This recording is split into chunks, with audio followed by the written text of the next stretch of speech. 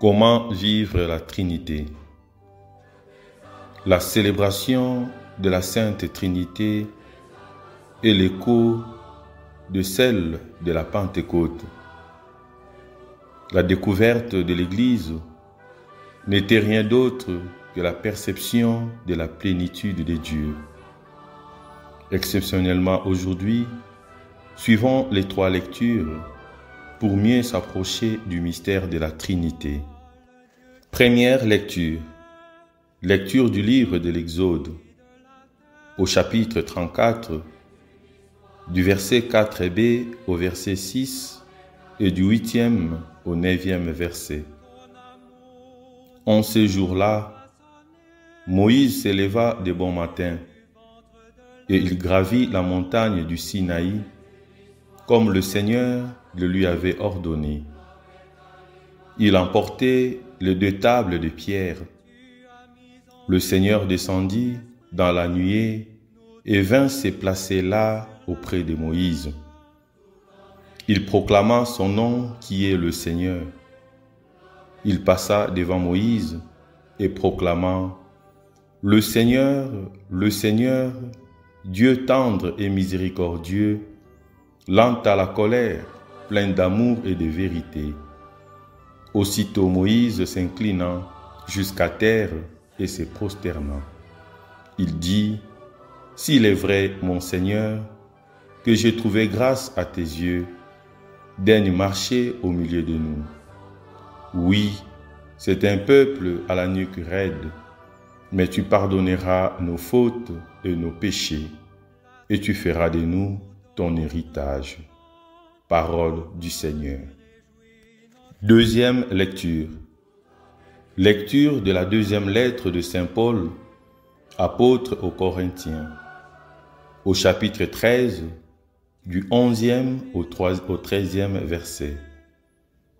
Frères, soyez dans la joie, cherchez la perfection, encouragez-vous, soyez d'abord entre vous, vivez en paix, et le Dieu d'amour et de paix sera avec vous.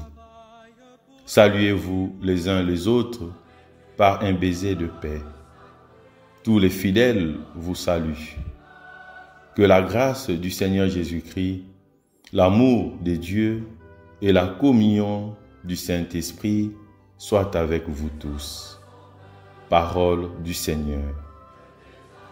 Alléluia, Alléluia. Gloire au Père et au Fils et au Saint-Esprit, au Dieu qui est, qui était et qui vient. Alléluia. Évangile de Jésus-Christ selon Saint Jean. Jean chapitre 3, du 16e au 18e verset. Car Dieu a tant aimé le monde qu'il a donné son Fils unique. Ainsi tout homme qui croit en lui ne périra pas, mais il obtiendra la vie éternelle. Car Dieu a envoyé son Fils dans le monde, non pas pour juger le monde, mais pour que par lui le monde soit sauvé. Celui qui croit en lui échappe au jugement. Celui qui ne veut pas croire est déjà jugé, parce qu'il n'a pas cru au nom du Fils unique de Dieu. Acclamons la parole de Dieu.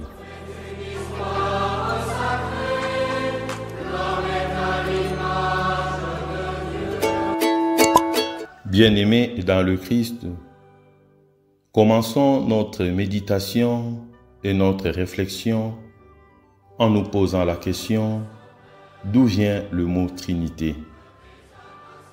Les premiers disciples de Jésus ont partagé sa vie. Ils ont observé comment il priait, comment il parlait de Dieu. Et à un moment donné, on leur a demandé: qui est votre Dieu? Et il répondit sans embarras: c'est le Créateur, notre Père, et son Fils Jésus-Christ, qui vit en lui avec le Saint-Esprit. Voilà donc exprimer leur foi trinitaire sans le mot Trinité. Mais les contemporains de chrétiens, notamment les Juifs et les païens, ne comprenaient pas cette manière de parler de Dieu. Alors il leur demandait encore, « Croyez-vous donc en plusieurs dieux, ou s'agit-il seulement de noms différents que vous donnez au Dieu créateur ?» Et le chrétien répondait, « Ni l'un ni l'autre. » Mais comme il ne pouvait pas se contenter de cette réponse neutre, il fallait bien qu'il désigne un peu plus clairement et plus positivement ce qui constituait la spécificité de la foi chrétienne.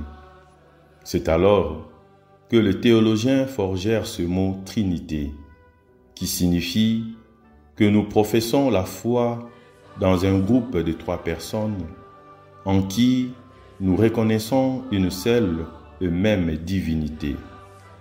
Et on pense que le premier à avoir utilisé ce mot, c'est saint Athanase d'Alexandrie, au IVe siècle.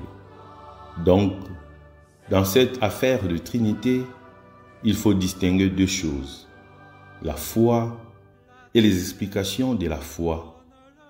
Dire que Dieu est Père, Fils et Saint-Esprit, c'est la foi.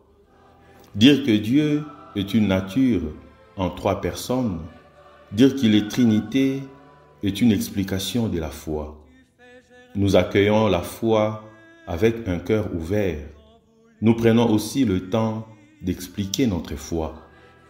La foi est la réponse à la révélation divine et l'explication de la foi est la réponse de la raison aux questions qui suscitent la foi. La communion est le premier et le dernier mot du mystère trinitaire. Nous comprenons donc que l'appel le plus fort, le plus profond de cette fête, c'est que nous vivions la communion. Communion avec Dieu, avec les autres et communion avec nous-mêmes. La vie spirituelle nous familiarise avec la vie trinitaire, faite de la relation d'amour entre les 3 personnes. Les chrétiens, eux aussi, forment un groupe unifié. Nous sommes invités à vivre en Église et cela se réalise en famille, groupe, communauté, fraternité, paroisse, diocèse où sévit de façon réduite ce qui sera le corps du Christ dans le royaume des dieux. Posons-nous une question importante. Avons-nous de la facilité pour sortir de nous-mêmes et aimer les autres? L'outil principal de la communion est l'amour.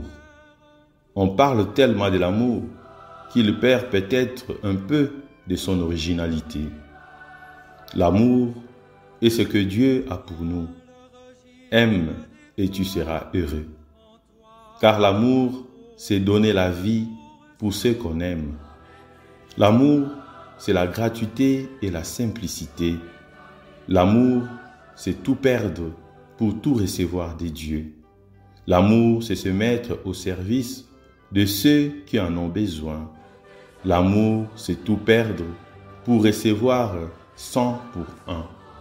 L'amour, c'est vivre sans compter ce qu'on fait. L'amour, c'est ce qui nous fait ressembler à Dieu. L'amour est uniquement l'amour. C'est avoir déjà la vie éternelle parmi nous. Bien-aimés dans le Christ, l'homme n'est pas capable d'imaginer un Dieu unique qui existe en 3 personnes. C'est Dieu qui nous a révélé ce mystère de son amour par l'envoi de son Fils et du Saint-Esprit. Jésus nous a révélé que Dieu est Père en nous montrant d'une façon unique et originale que lui-même n'existe que par son Père. Jésus est un seul Dieu avec le Père. Jésus a promis à ses apôtres, les 11 hommes qu'il a choisis et envoyés, le don de l'Esprit Saint. Il sera avec eux et en eux pour les instruire et les conduire vers la vérité tout entière. Jean chapitre 16, verset 13. Ainsi, Jésus nous le fait connaître comme une autre personne divine. La Trinité est une. Nous ne croyons pas en trois dieux, mais en un seul Dieu en trois personnes, le Père, le Fils et l'Esprit Saint. Chacune des trois personnes est Dieu tout entier. Chacune des trois personnes n'existe qu'en union avec les deux autres dans une parfaite relation d'amour. Ainsi, toute l'œuvre de Dieu est l'œuvre commune de trois personnes, et toute notre vie de chrétien est une communion avec chacune des trois personnes.